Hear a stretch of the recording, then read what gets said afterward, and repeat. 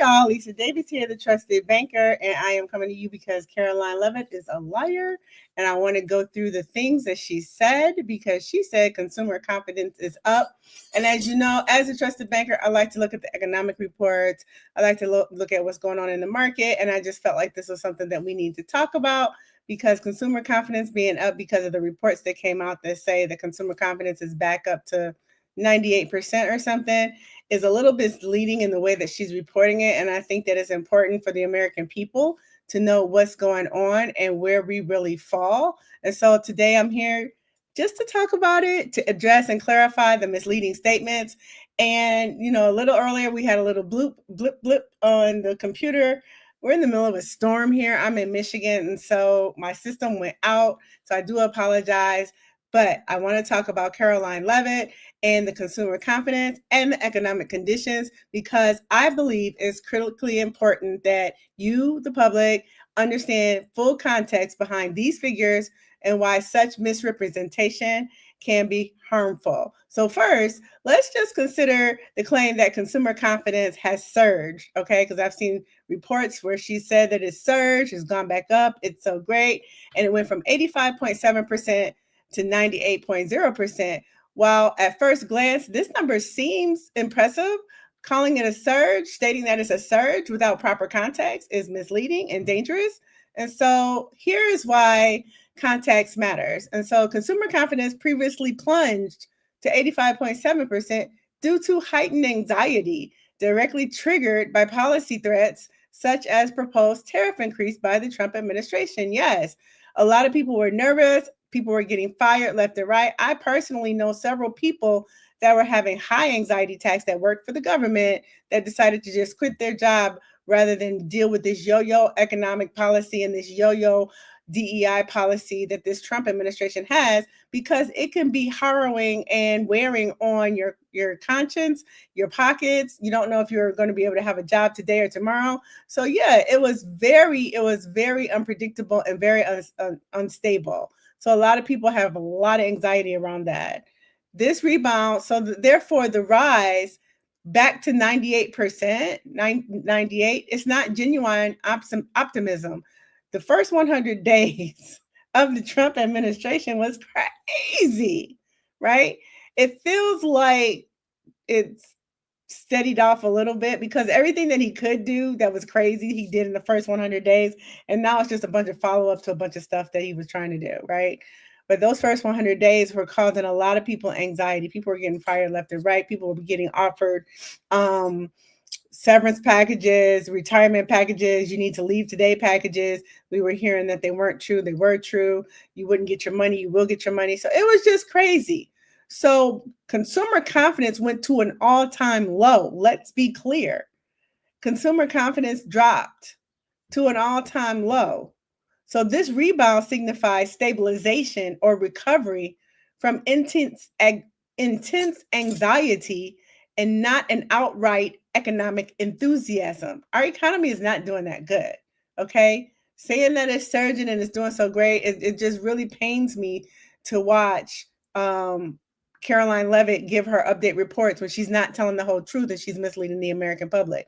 Labeling this as improvement, as a surge, falsely suggests sustainable growth and robust optimism, and that's just not true. Historically, consumer confidence levels, they hover over 100 or above, 100 or above. We're still under the norm at 98. We're still under the norm. So during stable times, we're normally between 100 to 128. Today's number merely indicates a return to average, not a new high. It is crucial that we understand these psychological factors. Consumers react strongly and emotionally to threats like tariff increases, job market uncertainties, and inflation concerns. So when these immediate threats diminish, confidence naturally does rebound to a baseline level. Baseline, creating an appearance of a significant improvement without indicating a deeply rooted positive outlook. But politicians often manipulate or misrepresent economic data to shape public perception. Let me tell you, it took me a lot of time to find some articles because the media is not reporting the truth. The jobs report shows what it is, but it's not breaking down on why it seems like they had such a big jump. And so when people, regular people, read it that are not economists, that don't work in the financial sector, that are not understanding how all of these data points not are manipulated, but how they go up and down and why they do, it gives you a false sense of security. And what I don't want to see is people to have a false sense of security right now. We still need to stay vigilant. We still need to stay on our jobs, or we still need to keep starting those businesses and finding other revenue sources out here, being innovative and thinking outside the box and figuring out different income streams, investing and keeping our dollar tight, keeping our savings tight, keeping our spending low, and keeping our investments and savings very tight, right? The so-called surge in consumer confidence is not genuine optimism, but rather a reaction to relief from economic threats that didn't occur. What are those threats, you ask? The tariff threats. The tariff threats that were from day one. All of the tariff threats, and I did create a chart about that as well that shows exactly, it's almost like Trump likes to be in the news, and he's not really doing anything but making announcements and statements. So let me see if I can pull it up, my chart. It shows, let's see. It showed basically all of the, like, the tariffs that he was going to enact, the tariff threats that he made, and then what actually happened, right? So let me see if I can find my chart. Consumer confidence. And let me get the chart. And this is just a few examples of what I mean as far as what happened, right? So, like, steel and aluminum tariffs in 2024 were 25% on many countries under Section 232, right? So when Trump got in and proposed it, he reaffirmed 25% starting March 12th, but he didn't start it, right? It started April 2nd, and now maybe it's going to go up to 50% as of June 2025. So he announced tariff increase on steel and aluminum at 25%. It was already 25% based on the tariffs that that USA was charging in 2024. So he didn't do anything but say he was going to charge something that was already being charged. Therefore, no change. China, he came in last year, 2024. China's tariffs were 10 to 25%. Trump came in and said he was going to charge China 145%. China now is paying 10 to 20%. Same thing. Same thing. 10 to 30%. So 2024, it was 10 to 25%. 2025, Trump got into office. He threatened to charge 145%. Never did it. Never did it. I just ordered a ton of stuff from China because I have my own store and I buy things from there. No tariffs, no increased shipping, none of that. And now, as of June 2025, tariffs for China are going to be 10 to 30%. No, 5% change, 5% increase. Whoopee. And he didn't get any deals for that. And in fact, we lost a customer because they're not even buying our products as much as they used to. So this not only hurt the American economy, but it also hurt our exports because China's already saying they're not going to keep buying our produce. They're not going to buy a lot of stuff from us now just because of the instability of the tariff war. Until Trump says he's not going to touch tariffs anymore, China says we're not buying from you anymore. So it hurt our economy and it hurt the people that produce here because China's not buying. Canada and Mexico in 2024, it was up to 25%. In 2025, Trump came in here, he proposed 25%. And in June 2025, it's 25%. No change. But the news reporting when he announces tariff wars makes our entire country seem unstable, which is why our economy is down and other governments and things are not really messing with us like they used to. They don't want to mess with us right now because of the instability, because of the vengefulness, because of the lies, because of the propaganda out of this administration, right? European Union, it was a 2% tariffs in 2024. Trump came in and said he was going to charge 20% tariffs in 2025. He never charged it. He said he was going to raise it to 50% in May 2025. He didn't raise it. As of July, he's still pending. He hasn't done anything. It's still at 2%. Trump likes to make a lot of noise in the media and do nothing. They're still having conversations. That doesn't mean he's going to get what he wants, but what it does show is that the American president is unstable. He doesn't know what he's doing. He's making threats. He doesn't make good on them, which is why they call him Taco Tariff, Taco Trump. Trump always chickens out. He hasn't raised any tariffs. He hasn't negotiated us any better deals. He hasn't gotten anything changed. And for anybody to think that because of these threats and his bulliness, that he's gotten us such great deals, we have lost customers because of his tariff war. We have lost customers. Trump backed out. They said, cool, keep your stuff. We don't want it no more, right? We don't want it. In fact, until you can figure out what you're going to do, we're going to tell you what we're going to do. We're not going to buy anything from you. We're going to see the loss of exports that we're sending out to other countries coming soon in the future. Autos and auto parts, the tariffs in 2024 were 2 to 10%. Trump came in, said he was going to raise them to 25%, effective March, effective April, effective May. And right now, still not in effect. Still, it's 2 to 10%. Taco Trump hasn't done anything that he said he was going to do, and he's losing us business. They don't want to see American cars on their soil. They don't want to see the American dollar in their banks. They don't really want to see Americans coming over there that are going to be starting a ruckus because of Trump. So we've lost business. So when you think about when you think that consumers now have confidence, is not true, because people have still lost their jobs. Farmers and manufacturing is not exporting like they used to, and it's all a facade right now to make it seem like we're doing very good. Job market figures currently mask significant vulnerabilities and policy-driven consequences, and context matters deeply when interpreting economic indicators. So my goal is to empower you with the full truth, allowing you to make informed decisions rather than being swayed by incomplete or misleading information. I also read an article by economics Matthew Nestler, a senior economist at KPMG. They emphasize the fragility beneath these numbers.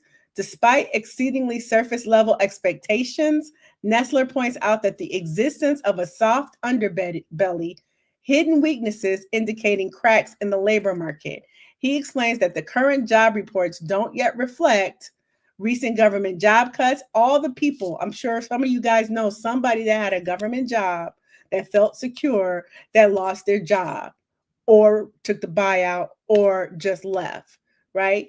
Government job cuts, which may not become apparent until October, meaning that the current job market that we're in right now, the current jobs report will not be able to accurately report on that or reflect what's going on April, May of 2025 until October, because of the long buyouts that were offered and because of the way it takes us to catch up to the data, right? Nestler stresses that the seemingly steady 4.2% unemployment rate is deceptive, primarily driven by falling labor participation rates, notably among foreign-born workers. These issues stem directly from immigration crackdowns impacting critical industries like elder care. Additionally, Karoline Leavitt's framing that Americans are optimistic because trade tensions cooled deliberately omits the reason behind this cooling. Initially, the Trump administration aggressively promoted tariffs, causing market uncertainty and fear of rising consumer costs. Facing significant backlash from industries, economics, and consumer advocates, this administration reversed all the tariff threats, all of them. We didn't get any good deals. We didn't negotiate anything for the American people. If you want to buy American, you're still going to have to buy American from the companies that are selling American, that were selling American in 2024, selling American in 2023, and are selling American in 2025. We don't have any new American manufacturers here. We actually have a lot of American manufacturers leaving America to go to other countries to manufacture. So if you want to buy American, great, but everything is not produced in America. So therefore, you're still going to have to buy from other countries. When we fail to communicate this explicitly, we obscure accountability and mistakenly portray policy reversals as diplomatic successes rather than corrected mistakes. Taco Trump has made a lot of mistakes. A truthful and transparent framing will clearly state that Americans feel relieved because previously threatened tariff hikes which would have increased consumer costs, were ultimately reversed by this administration. So that means that misleading statements and selective framing damaging the public's understanding is harmful to the public and our confidence in this administration. They prevent stakeholders from accurately evaluating the economy and governmental policy impacts. Honest communication means providing clear context, acknowledging policy reversals. They don't even talk about that. They get on this thing and they talk about all the things that are going so great, not thinking that we don't understand. We're back in Biden's economy. As much as they like to talk about Biden, we're back in Biden's economy because everything Trump came in to do, he didn't do. Everything he tried to be successful at, he failed. Taco Trump is Taco Trump for a reason. Taco tariffs, taco tariffs. Trump always chickens out. He's been nicknamed that for a reason by everybody. So when you see these reports, just keep in mind who's reporting it to you and then go look up the news for yourself. It is hard to find because, as we know, the media has now been the media is not really reporting a lot of things, so you really do have to dig deep. But if you want to know what's going on for sure, AP is good, Reuters is good, NPR is good, definitely KPMG is good. You have to really source out things and make sure that you're reading things that have good information in there. But I'll always still bring you the good information. So if you have any questions, let me know. Let's talk about it in the comment section. And yep. No, we aren't. The tariffs are 100% removed. What? I couldn't see that. What did it say? They said that during his last time too, he didn't commit. No, he didn't commit to treaties that were in place. And many trade partners have moved on. Let's go up here to JoJo. Soybeans. Soybeans were big? Okay. Oh, no, we aren't. Tariffs are 100% removed. I don't know what you're talking about that. They're not 100% removed. And many trade partners moved on. So I'm going to keep following this. Thank you for your comments. We can talk about it in the comment section. Again, my name is Lisa Davis. I am the Trusted Banker. Like, share, and subscribe. And follow me. And I will be back with more information about what's going on in this economy, financial news, and wealth generating business news. All right. Talk to you later. Bye. Let's see if we know how to get out now.